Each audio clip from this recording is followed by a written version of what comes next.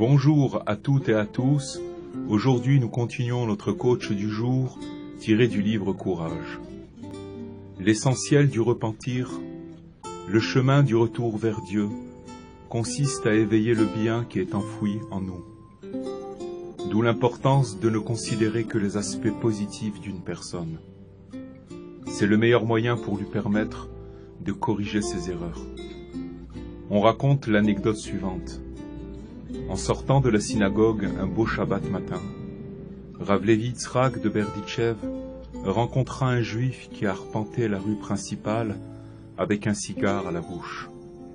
Le juste, qui était connu pour être l'avocat du peuple auprès de Dieu, ne s'affola nullement du spectacle. Il s'approcha du mécréant et lui demanda aimablement « Sais-tu, mon enfant, que c'est Shabbat aujourd'hui ?» « Bien sûr, répondit l'homme. Mais alors, peut-être ignores-tu qu'il est interdit d'allumer du feu ?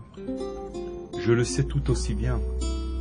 Alors levant ses yeux au ciel, le saint homme s'exclama, Maître de l'univers, regarde comme le pire de tes enfants refuse de dire un mensonge. Il y a une grande leçon à tirer de cette anecdote. La recherche du point positif en toutes circonstances. Le rabbi n'a pas pardonné la transgression du Shabbat. Il ne l'a pas non plus minimisé. Il a simplement cherché quelque chose de bon dans cet homme, dans cette situation.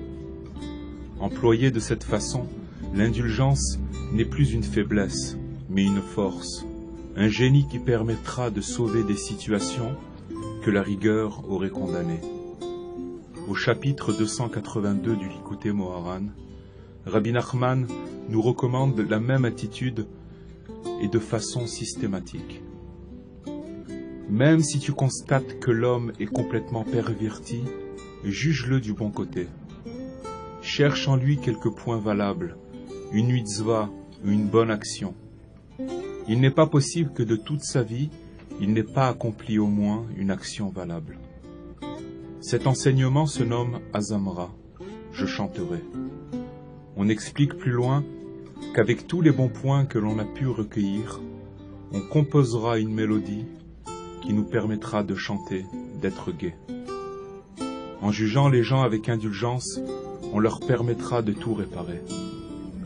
Le juste n'est autre qu'un berger fidèle qui juge le monde avec tant de clémence qu'il attire tous les cœurs vers le bien.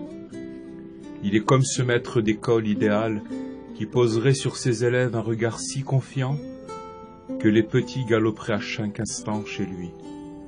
N'entendant perdre aucune occasion d'être en sa présence, voici qui les aurait rapprochés des livres avec le seul pouvoir de l'espoir et du chant. Je vous souhaite une excellente journée, bénédiction et réussite, et merci pour votre écoute.